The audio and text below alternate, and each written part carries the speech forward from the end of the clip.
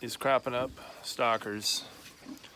Zach the Stock Cropper coming to you on another dry Monday afternoon. Took the weekend off to celebrate my anniversary, so I didn't have a video here first thing today or yesterday, but we're back at it. We're still drier than popcorn fart. It kind of feels like Forrest Gump, the movie, when Forrest and Lieutenant Dan were out trying to catch shrimp. And they couldn't find any. And Forrest said to Lieutenant Dan, "Well, how are we going to find them?" That's the way it kind of feels with the rains right now. We just can't find a rain to save our life. But we're still hanging, and the pigs are still doing what they do, which is usually cover me in shit when I sit down and try to shoot video inside the barn. But stuff is still hanging. The corn is still coming. I was just checking to see if we've started tipping back any, and I can't see any evidence. I don't know quite how that's happening. We are really lucky. We're sitting on some pretty black soils here, and they must be going down. But things are still growing, and got some stuff to talk about here. So let's get after it. One of the things I was just noticing, and it's a trend I've seen throughout the year here, it's pretty evident. These pigs have a special spot where they like to come out and defecate and urinate. And you can see here, there's just piles of stuff along the outside edges where they come to lay it down. Because they like to sit here in the shade, and you don't find any over here. So it is a little bit interesting seeing how they distribute stuff. It'll be interesting to see if we can pick up that pattern with the pen later on. But they definitely favorite, as we speak, right on cue, where they deposit the gravy. Just an interesting observation on a Monday. Sheep and the goats continue to do their thing, slowly growing here. We, as I said last week, we're supplementing with some hay, but our pasture is starting to come. They're having a little bit more every day to come into, and most of them are putting on weight for, at least especially the ones in the barn.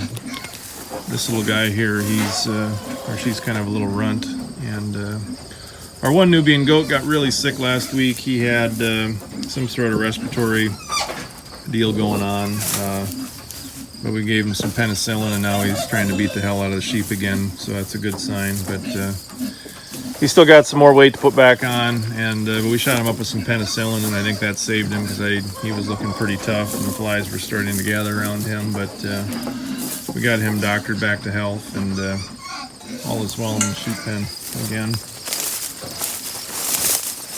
We're working down our second alley here, and this is going to be our alley where, you know, if we could just catch our rain, like I've said, we would get the Sudan grass to take off, and we'd have a nice catch. But probably not going to have that till we get to the next run. The next run is looking extremely good, and we're going to talk about that next year. So we are standing on the original run. So I think it was about 7 weeks ago that we launched the project, and we are sitting in the launch zone looking to the north, and you can see in our first mix, you know, we had oats and annual rye and forage rape and some field peas and then sorghum Sudan grass, and we never could see the sorghum Sudan grass underneath all the oats until, you know, the barn passed over, and all of a sudden now we have, at the beginning of the plot, we have 5 foot tall sorghum Sudan grass that has finally come through the mix. And so we are definitely getting some regeneration, and as you can see, as we walk through this, there's definitely a linear pattern. As you can see, the time away from the barn gets closer to the barn, the height drops off. But the Sudan grass did finally show up for the party. Once it finally had some access to light to get going, it is coming. all the way through. And I think honestly, the way this looks, that we will be able to graze this again, assuming this guy ever decides to give us some moisture. But yeah, I wanted to give a follow-up. I haven't showed this strip in a while, but it is still greening up. We're living off dews, but we're going to have pasture again here that we could possibly hit another time if need be. So I do have some news. We are going to announce the first strategy as far as selling anything off of this stock cropper project. This class of chickens is in their last couple weeks of life here. They're really getting some size on them, and we're going to start making plans for butchering them probably later this month into the first week of September, more than likely. And so I think we have somewhere between, I think we've got about 75 of them between the two barns here.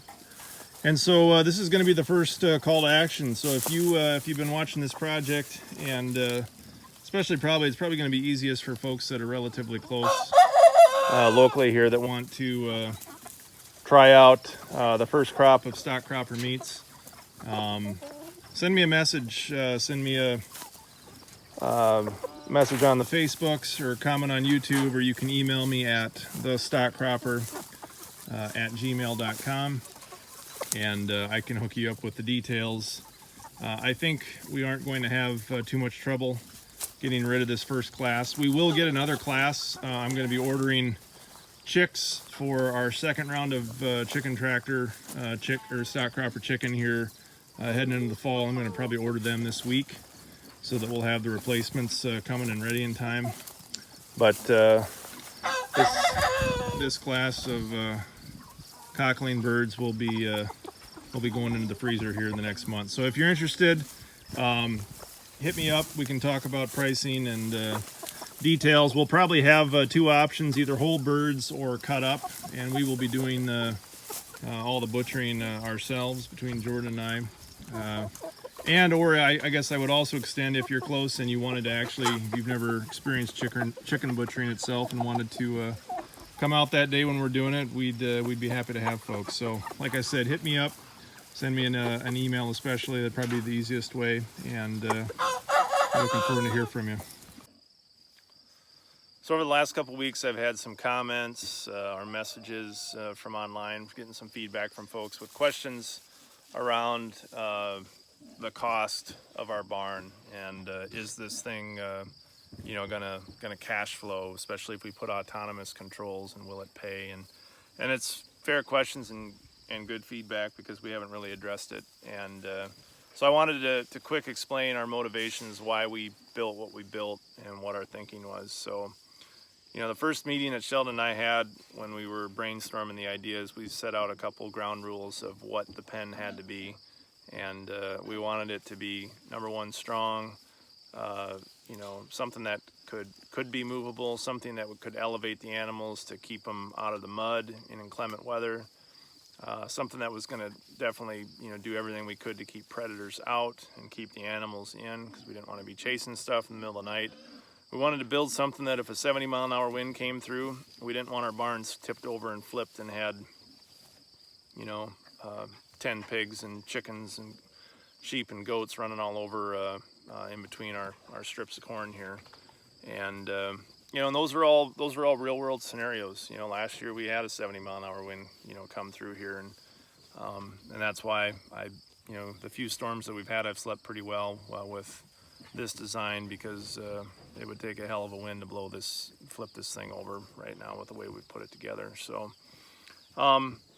and as far as the self-autonomous thing goes, I think if you saw the time it takes to move this thing on a daily basis, when it comes to jacking the barn up and hooking up the winch and moving the advancement and lowering it back down, if you were here to watch Juice do that every day, it takes 10-15 minutes to move the barn every night for him. And so if you multiply out that, say on 10 or 20 barns on a field, that's a lot of time spent just moving it. And so we feel that with the cost of motors and the technology it's going to take to hopefully do this, some solar panels and some batteries, you know, we want to focus our time, if we're going to scale this thing up, on taking care of these guys in the back, and not necessarily moving things around. So, and is that going to cost money? Yeah, it is. But when we've done our initial cash flow estimates, which we have had some validation now from Practical Farmers of Iowa this last week.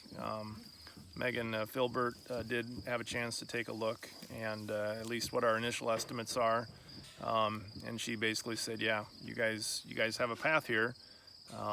You know, she also made the comment she'd like to see the barn, you know, not be as intensive of what it is. But at least to this point, with this iteration, we kind of like where we're at. I like going to sleep at night and knowing that these things are going to be here in the morning when we get back over here.